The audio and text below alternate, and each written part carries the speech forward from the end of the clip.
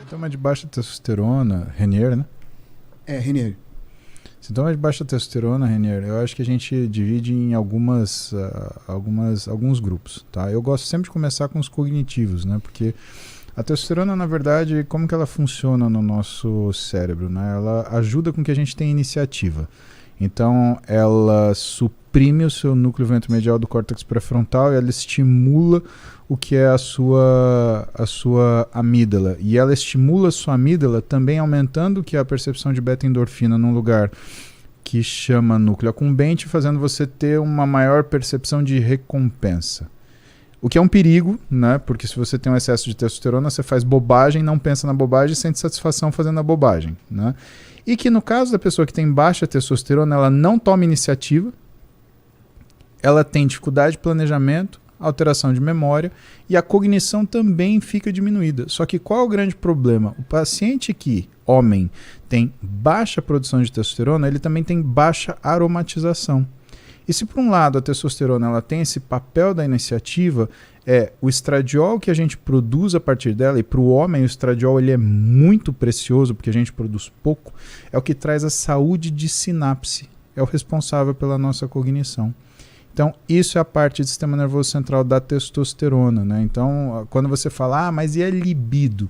Né? A libido não é a disfunção erétil, né? Libido e disfunção erétil são coisas diferentes. Libido é você pensar sobre o ato sexual, é desejar o ato sexual, é elaborar o seu pensamento sobre o ato sexual. A função erétil é uma coisa que vem em decorrência da libido, né? Mas vem em decorrência de estimulação mecânica, vem em decorrência de outras coisas, né? Então, a baixa libido significa você estar apático ao ato sexual. Aquilo não faz diferença para você, né? Você não tem uma resposta de recompensa daquilo. Assim como você diminui a sua resposta de recompensa geral, né? A falta de resposta beta-endorfina é isso. Tem estudos que mostram que depressão refratária, tanto homens quanto mulheres, né, refratárias ao uso de medicação, elas tendem a beneficiar-se de uso de géis de testosterona de baixa dosagem para dar uma complementada nisso. Não é por causa do hormônio em si, é por conta desse papel fisiológico, esse papel bioquímico que a testosterona tem em resposta da função da beta-endorfina. O contrário também é verdadeiro. Tem um estudo que saiu na Drug and Alcohol, que é sobre o uso de testosterona, retirada dela, né? Então, o que o pesquisador fez? Ele deu testosterona, mediu o que era a resposta beta-endorfina. Tirou a testosterona, mediu o que era a resposta beta-endorfina e pegou um grupo controle para avaliar o que era a resposta desse grupo. E o que ele avaliou?